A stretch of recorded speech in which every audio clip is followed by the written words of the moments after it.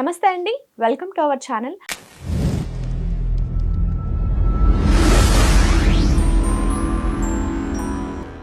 ప్రముఖ ఆధ్యాత్మికవేత్త, వాస్తుశాస్త్ర పండితులు వైవీఎస్ఎస్ గిరిరావు గారు మనతో ఉన్నారు. నమస్తే సార్. నమస్తే అమ్మా. ఇప్పుడు అంటే ఈ హస్త సాముద్రికంలో పిల్లలు కలుగుతారా లేదా? అంటే ఒకవేళ కలిగితే ఎంతమంది పిల్లలు ఉంటారు అని తెలుసుకోవచ్చా? ఎందుకంటే ఇప్పుడు ఐవీఎఫ్ అని, ఐయుఐ అని వాళ్ళని వాళ్ళు ఒక రకంగా హింస పెట్టేసుకుంటున్నారు.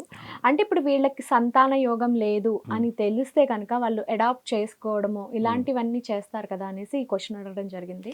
చాలా మంచి విషయం అడిగారు కానమ్మా. అసలు సాముద్రికానికి వచ్చేసరికి ఏంటంటే ఊరికే ఇప్పుడు ఈ 3 రేఖలు ప్రధానంగా మనకి చక్కగా కనిపిస్తాయి. ధనరేఖ కూడా చాలా స్పష్టంగా తెలుస్తుంది. ఈ పక్కన ఉండేటువంటి ఒక రేఖ ఉంటుంది, అంటే వాడికి ఇంట్యూషన్ బాగా చెప్పగలరా లేదని. అట్లాగే లైన్ ఆఫ్ వీనస్ అని ఒకటి ఉంటుంది, గడ్డలని. కానీ ఇవి మిడిల్గా కనిపిస్తాయి.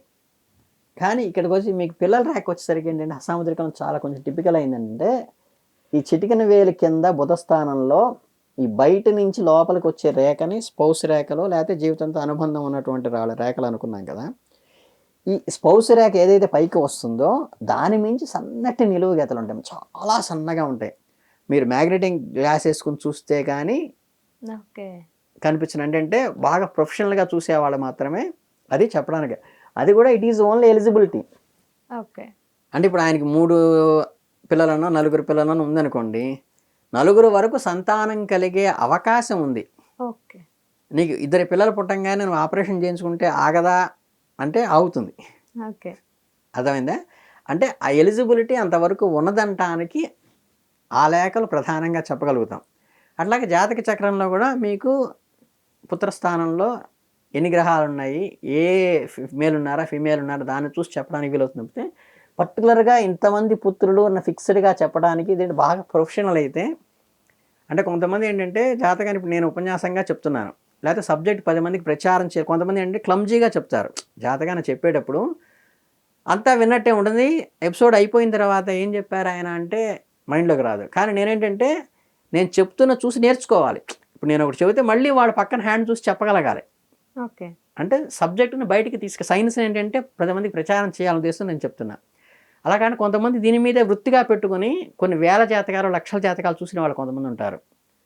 మేము ఎంఏ హాస్టల్ చేసిన రమణ గారు ఒక ఆయన ఉన్నాడు. ఆయన వచ్చి రెగస్ట్గా లెస్టర్ కూడా ఇచ్చాడు, మంచి ప్రొఫెషనల్ ఆయన హాస్టల్. ఒక ఆయన, ఇంకొక ఆయన కూడా ఆయన గోదావరి జిల్లాలో ఒక ఆయన ఉన్నారు. అట్లా పెద్ద పెద్ద వాళ్ళు ఉన్నారు. వాళ్ళు ఏంటి, వాళ్ళు అదే పని. ఇప్పుడు నేను ఉద్యోగం చేసుకోవడానికి ఎలా అయితే నాకు వృత్తి ఉందో, వాళ్ళకి జ్యోతిష్ శాస్త్రమే వృత్తిగా బతుకుతున్న వాళ్ళు కొంతమంది ఉంటారు హస్తసాముద్రికాన్ని మీదే. వాళ్ళు జాగ్రత్తగా చెప్పగలరు. ఓకే. అది ప్రొఫెషనల్. అందుకని ఏంటంటే ఈ సన్నటి రేఖలను బట్టి ఉంటుంది, దాన్ని బట్టి చెప్పచ్చు. బట్ ఈ రేఖలు ఒక్కోసారి ఏంటంటే ఈ పక్కన ఉన్న రేఖల మీద కూడా వస్తాయి. అవేంటంటే కొన్ని ఏంటంటే మనం చెప్పకటానికి వీలవుతుంది, కొన్ని చెప్పడానికి వీలు లేనివి. అందువల్ల ఏంటంటే ఇవి మీకు ఈ స్పౌస్ రేఖ పైకి వేల మీదకి వచ్చే రేఖ ఏదైతే ఉంటుందో వాటిని మనకి సంతాన రేఖలుగా మనం గుర్తించడానికి వీలవుతుంది. అంటే కొంతమంది కనిపించే వాళ్ళకైతే ఓకే, బట్ కనిపించిన వాళ్ళకైతే ఎవరైతే పండితులు ఉంటారో వాళ్ళ దగ్గరికి వెళ్ళి చూయించుకుంటే వాళ్ళకి పుడతారు అంటే ఒక వెయిట్ చేయొచ్చు, అన్ని మెడికల్ గా చేయించుకోవచ్చు. లేకపోతే మీకు అసలు ఈ ఐవీ సెంటర్లు ఇవన్నీ అంటే మీకు అంటే కొంతమందికి నమ్మచ్చు నమ్మకపోవచ్చు నాకు తెలియదు, కానీ వాస్తవంగా చెబుతున్నాను. పూర్వం మనం నాగుల చవితిని చేసేవాళ్ళం. అవును. ఈ నాగుల చవితికి ఖచ్చితంగా ప్రతి ఆడపిల్ల వెళ్ళి, ప్రతి దంపతులు వెళ్ళి పుట్టకి ప్రదక్షిణాలు చేసి పుట్టలో పాలు పోసిన రోజులు ఏవైతే ఉన్నాయో ఆ రోజుల్లో ఈ సంతాన సాఫల్య కేంద్రాలకు ఎక్కడ అవకాశమే లేదు. ఎప్పుడైతే అవి తగ్గుతూ వచ్చినాయో, అంటే సంతానాన్ని ఇచ్చేది నాగదోషం వల్ల ఇబ్బందులు వస్తాయని చెప్తారు కదా, అది ఎప్పుడైతే నాగుల చవితి పండగ బాగా జరుగుతున్న రోజుల్లో ఈ సంతానం లేమనేది ఎక్కడా లేదు. అది గ్రాడ్యువల్గా తగ్గుతూ వచ్చిన తర్వాతే ఈ సాఫల్య కేంద్రాలు పెరుగుతూ వచ్చినాయి. అది గమనించుకుని మనకి ఆచారంగా మొదటి నుంచి ఏదైతే ఇళ్లల్లో వస్తుందో మనకి నాగేంద్ర స్వామి పూజ, దాని మటుకు నెగ్లెక్ట్ చేయబాకండి. అవేంటంటే తరతరాలకి ఈ నాగదోషం అనేది వచ్చి సంతానానికి ఇబ్బంది పడటానికి మేజర్ కారణం ధార్మికంగా కూడా. ఇప్పుడు శాస్త్రం ఇది, కానీ నేను ధార్మికంగా కూడా చెప్పాల్సిన బాధ్యత నాకు ఇక్కడ ఉంది కాబట్టి చెప్తున్నాను ఏంటంటే అవి అవి అవి చేయటం మానిన తర్వాత ఇవి ఎక్కువైనాయి. రెండోది ఏంటంటే ఈ ప్రతి వాళ్ళకి ఈ రీసెర్చ్ ఎక్కువయ్యి ఇప్పుడు మీకేంటంటే కొంతమందికి ఒంట్లో ఓపికలు, నరాల పటుత్వము తగ్గిపోతుంది. పూర్వం రోళ్ళని, రోకళ్ళని చిన్నప్పటి నుంచి కష్టపడటం అనేటప్పుడు అంటే మీరు ఎక్సర్సైజ్ చేస్తున్నారు జిమ్కి వెళ్ళి ఎందుకు చేస్తారు? ఈ బరువు లిఫ్ట్ చేసినప్పుడు అంటే ఈ నరాలన్నీ జువ్వని లాగుతాయి. అట్లాగే ఎల్లికిలా పడుకుని ఇలా బెండ్ చేస్తున్నప్పుడు పొట్ట నరాలు బిగుసుకోవటం వల్ల వీళ్ళకి సరైన బెల్లి బాడీ వస్తుంది. పొట్ట రాదు, జారిపోయే పొట్ట రాకుండా స్టిఫ్గా ఉంటాయి. అలాగే ఈ పనులు చేయకపోవటం వల్ల చిన్నప్పటి నుంచి సోఫిస్టికేటెడ్గా పెరగటం వల్ల టీవీలు చూస్తూ ఈ నరాల గట్టితనం లేకపోవటం వల్ల మీకేంటంటే బెడ్ రిడన్ తీసుకోవాలి, కన్సీవ్ అయిన ప్రతి అమ్మాయి బెడ్ రిడన్ 3 నెలల దాకా 4 నెలల దాకా బెడ్ దిగబాకండి అని చెప్తున్నారు. ఈ ఏమాత్రం కష్టపడ్డా సరే వీళ్ళ శరీరంలో అది సపోర్ట్ చేయకపోవడం వల్ల అబార్షన్ అవుతున్నాయి. ఈ అబార్షన్ అయిన తర్వాతనే డిఎన్సీ అని చేస్తారు. డిఎన్సీ అంటే మొత్తం క్లీన్ చేస్తారు గ్లౌస్ వేసుకుని.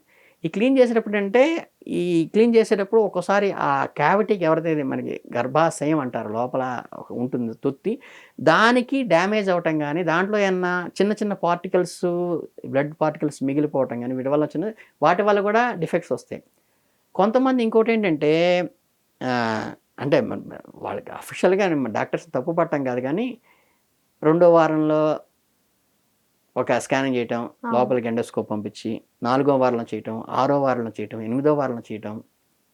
అసలు నన్ను గట్టిగా మాట్లాడితే అసలు 3 నెలల దాకా ఏ స్కానింగు చేయకుండా ఫీటల్ పాయింట్ బాగానే ఉంటుంది, అదే ఇబ్బంది ఏం లేదు. ప్రతిసారి స్కానింగ్ చేసి మనకి అల్ట్రావైలెట్, ఇన్ఫ్రారెడ్ ఇవన్నీ రేసు ఆ పసిగుడ్డ మీద పంపించి దానివల్ల కూడా ఇన్ఫెర్టిలిటీకి ఎక్కువ అవకాశం ఉంది.